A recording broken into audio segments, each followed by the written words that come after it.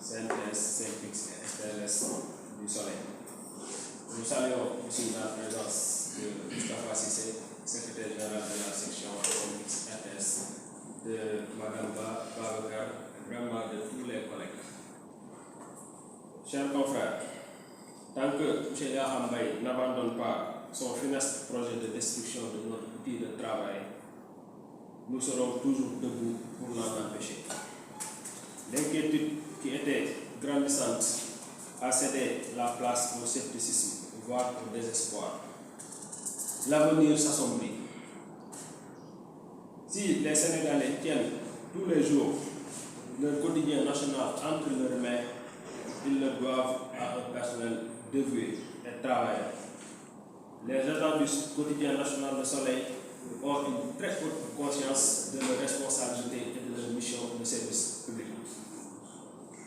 Le Soleil est une pirogue qui tangue dangereusement, sans capitaine. Nous connaissions depuis le début de l'aventure les limites managériales et les problèmes caractériels de M. Yaham Mbaye.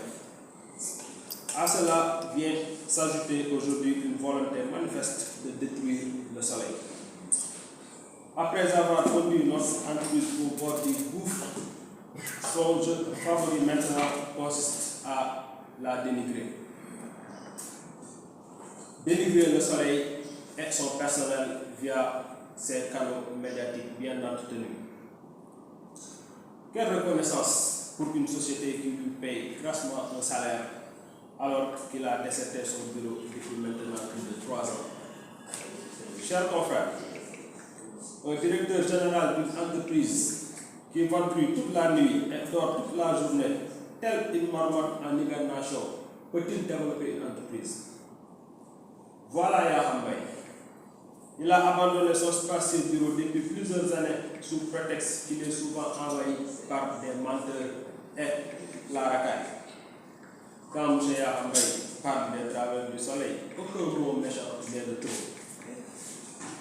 Il s'est fait aménager un bureau dans sa luxueuse villa, réhabilitée à coût de dizaines de millions par l'entreprise pour fuir cet environnement toxique. Ce sont ses mots. L'ordinateur qu'il s'est fait acheter a coûté plus de 3 millions de francs CFA au Soleil. Mais qu'à cela ne tienne, M. Yaham Mbaye ne se pointe à son fameux bureau qu'à partir de minuit, bien après le foulage du journal. Et quand il vient, c'est pour caresser ses boutons et prendre du thé. Rappelons qu'il sait, malgré le fait qu'il a une villa de fonction, il s'est octroyé une indemnité de logement de 400 000 francs CFA. Ça, c'est un bel exemple de gestion vertueuse et sobre. Chers confrères, la vérité est que Yaham Mbaye est payé à ne rien faire. Et le plus cocasse dans l'histoire est qu'il prend ses congés chaque année encaissant un gros chèque. Comme de sa gestion calamiteuse, il perçoit l'intégralité de son salaire le mois suivant, alors qu'il est censé être en congé. Quelqu'un qui se repose 365 jours sur 365 a-t-il encore besoin de congé? Évidemment, la réponse coule de source, c'est non. Le commissaire au compte, dans son rapport de 2017, a dit que ces avantages et rémunérations indemnités de congé 13e mois perçus ne sont pas conformes au décret 2014-696 du 27 mai 2014. Donc, c'est de l'argent que M. Yaham Mbaye encaisse indûment depuis presque 6 ans. Chers confrères, Yaham Mbaye n'est pas seulement un absentiste, il est aussi champion de la mauvaise gestion et de la malgouvernance. Sa gestion financière est à son image. Fantastique. Quelques exemples pour vous donner une idée de l'ampleur de la gabegie. Tout est prétexte pour M. Yaham Mbaye de dilapider les maigres ressources du Soleil. Au mois de juin dernier, avec l'ouverture du procès Ousmane Sonko, le pays avait retenu son souffle. Beaucoup de Sénégalais redoutaient de graves perturbations.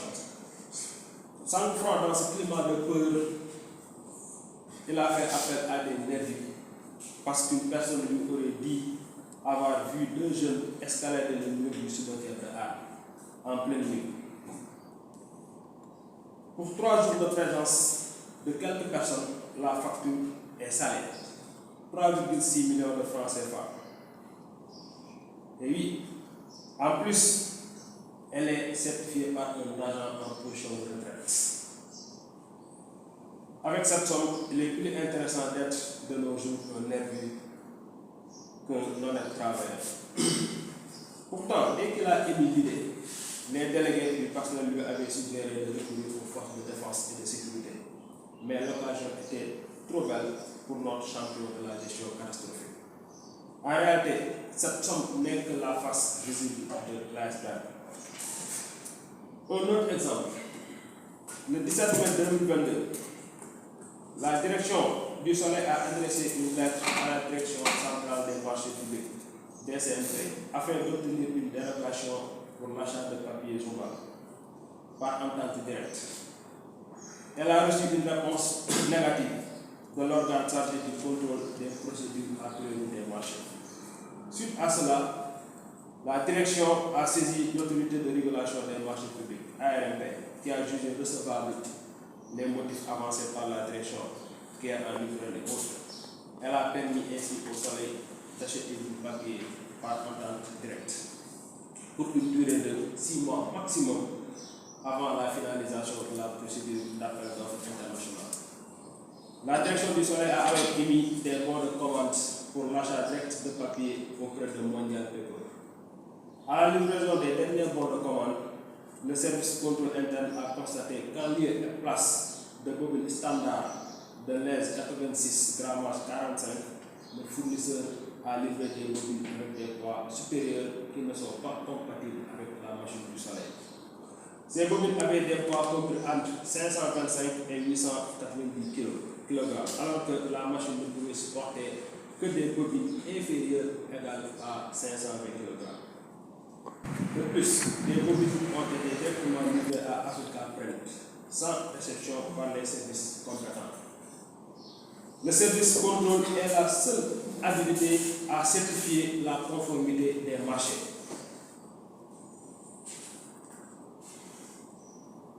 À la livraison après vérification auprès du service chargé de l'intendance, on a fait savoir au service du contrôle que c'est le directeur de l'imprimerie qui se trouve être un ami de Yahambay qui a donné l'ordre de réceptionner cette commande. Un directeur de l'imprimerie a-t-elle ses prérogatives? Évidemment, non. Le 24 janvier 2023, Mondial Paper a livré 19 bobines d'un poids total de 9681 kg. Mais elle était emballée avec du film plastique, ce qui est contraire au mode de conditionnement du papier journal. Les bobines doivent être conditionnées dans du papier craft laminé pour leur permettre de garder leur blancheur et de ne pas subir du sucre précoce. Après ce constat, le service du contrôle a demandé au service de l'intendance de retourner les bobines qui ne correspondaient pas et celles dont les emballages n'étaient pas conformes au standard aux fournisseurs pour les échanger contre des bobines compatibles avec la machine et bien conditionnées. Fait bizarre, le poids total des bobines reçues dans le cadre de cet échange ne correspond pas au tonnage de papier retourné pour non conformité. Sur un poids total de 52 862 kg retourné, le fournisseur n'a remplacé que 18 801 kg, soit 36% seulement du poids total.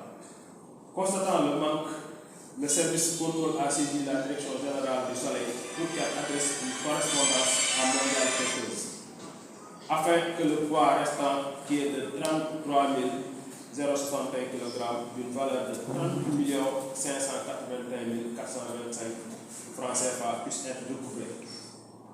Depuis, c'est le silence total, un silence bruissant de suspicion. Ainsi, ce sont 30 millions de francs CFA qui sont dans le vent ou ont disparu. Sans doute pas pour tout le monde. Peut-être il y a certains qui ont encaissé l'argent.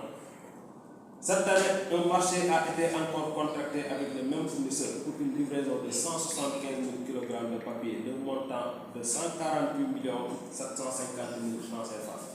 À ce jour, le marché n'est exécuté qu'à hauteur de 57%. Décidément, la SSPP Le Soleil est une vache laitière.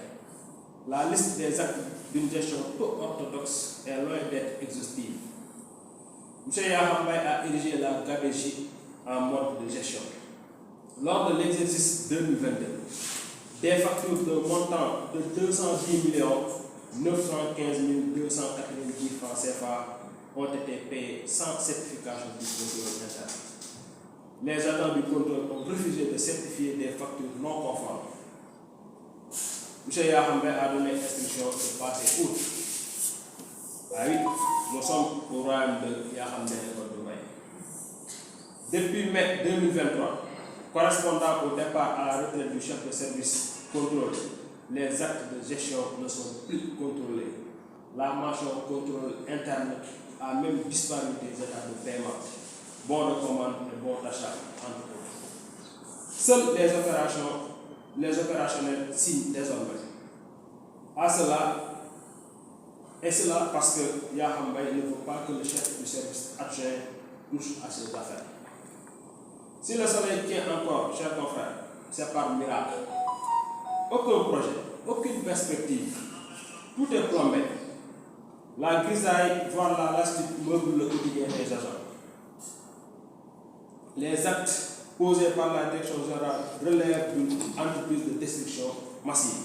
M. Yahambay s'est inscrit depuis sa nomination à la tête du soleil dans une entreprise de destruction. Malheureusement, les dignes travailleurs en souffrent, ainsi que l'image de l'entreprise à cause d'une gestion catastrophique à tous les niveaux. Depuis presque 2 ans, nous alertons. Mais personne ne nous écoute.